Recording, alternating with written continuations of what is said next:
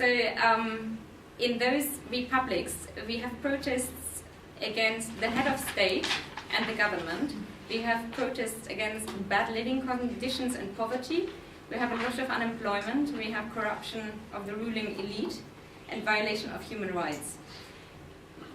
We have similar things in other Arab countries as well, but I would like to have a look at why the protests in the Republic differ from the protests in the monarchies. I think most importantly that the protests in the monarchies are not against the head of state. There's one exception, but for me this is the main difference. The people in the Arab monarchies do not demonstrate for a change of the system at the moment, meaning the system as such. And the Jordanians, for example, they protested against the government, but not against the King Abdullah II. The same is pretty much true for Oman.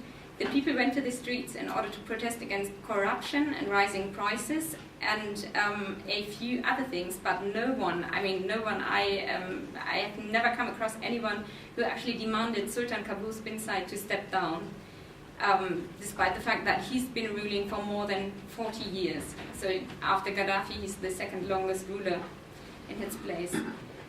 The same seems to be true for protests in Morocco and Saudi Arabia, and King Mohammed VI and King Abdullah respectively.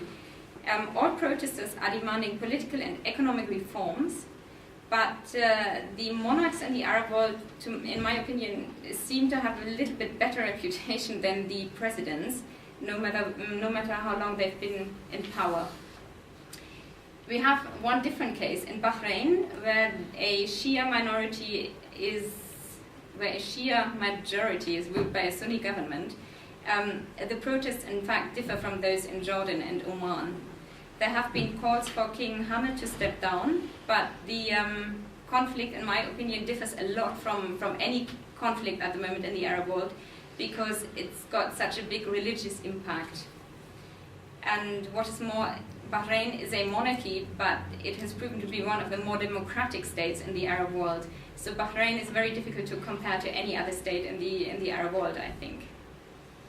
Well, some Arab monarchies have proven to be considerably more modern than the Arab republics in many respects, and they have undertaken limited but important economic and political reforms during the past few years. For example, Jordan is a constitutional monarchy. The parliament is elected every 4 years. State and religion are not fully separated, but Britain seems to be a role model for the judiciary, at least. In Jordan, freedom of expression is not, well, it's not, there is no freedom of expression really, but it's not quite as bad as it had been, for example, in Tunisia. I mean, getting information from the Jordanian government, and writing about freedom of the press in Jordan is actually, well, proved to be quite easy, and you can do it openly, so the situation is a little bit better. And what is more, the government allowed demonstrations during the past few weeks and also provided security for the opposition leaders. So that's definitely quite a difference to many other states. And, well, Jordan is facing major economic difficulties, but, well, still the population doesn't really seem to be that dissatisfied with their king. Oman is a similar case. In Oman, we had, 40 years ago, the country was the least developed country in the Arab world.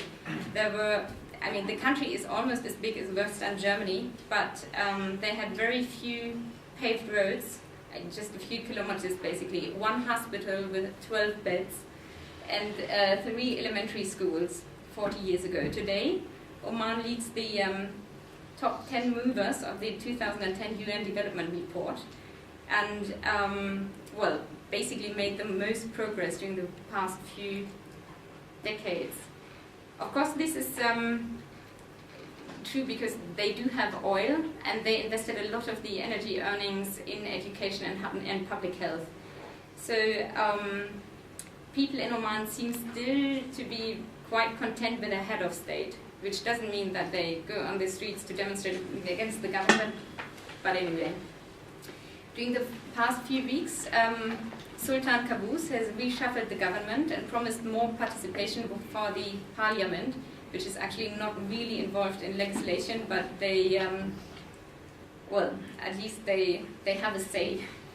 And overall, I think the Omanis are actually quite aware that they are still in a very good position compared to Tunisia, Egypt, and definitely Libya.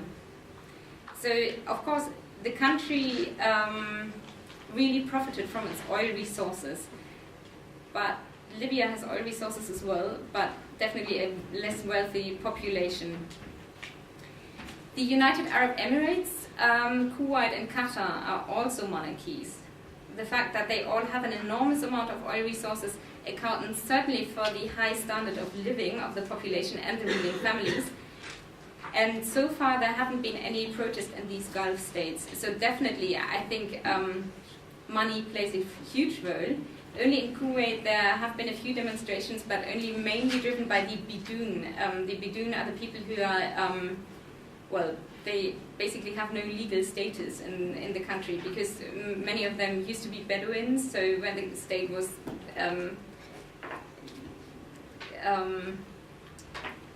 well, when Kuwait was invented,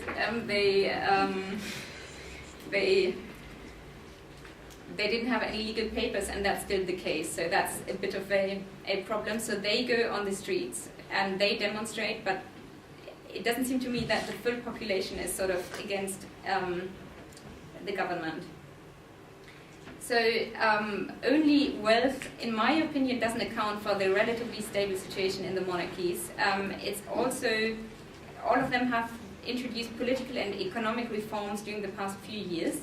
Kuwait, for example, introduced a parliament in the 90s and the right for women to be elected. So it was, well, compared to the standard in the Middle East, they were pretty far forward. So despite the fact that some of the monarchs are absolute rulers, for example, Oman's Sultan, they are used to frequent consultations, and this has been an essential tool for tribal leaders for centuries. Most Arab monarchies rule in tribal societies, and they are therefore traditionally open to compromises, in my opinion. The monarchs often use their power in a totally different way than the presidents of the Arab republics. Hosni Mubarak, for example, had to make a major effort to stay in power. He had to basically neglect his people's opinion, whereas Sultan Qaboos every year spends a considerable amount of his time traveling through his country in order to find out what his people need. He's actually quite famous for consulting his people and giving them what they wish for. Of course, that's much easier when you've got oil, but still, he listens, and nothing like this, for example, happened with Libya, where they, well, could be much better off, in my opinion. So the fact that they are still in place, the monarchs of Morocco, Jordan, Bahrain, Kuwait, Qatar, in my opinion, is that they have inherited a certain legitimacy, which can't be underestimated, in my opinion. They belong to the royal family, and that actually is an important attribute in a tribal society. So it is easier, in my opinion, it is easier for them to introduce, for example, democratic reforms. Even in Saudi Arabia, the most traditional of all the Arab monarchies, there has been a tendency to introduce social reforms over the past few years, not only when the protests started, often against the bitter resistance of the influential clergy, actually. So we have a different situation in Saudi Arabia as well, but they try to introduce certain reforms. Most monarchs, in my opinion, in the Arab world seem to have realized that introducing political and economic reforms does not destabilize them. It rather helps them to legitimize their power. In the authoritarian republics, however, any political and economic reform seems to destabilize the rulers or dictators. In that, that said, I think that the monarchies actually have, seem to have arrived in the 21st century already, whereas the republics, I think, still have a long way to go, even though change has come to the Arab world. Thank you very much.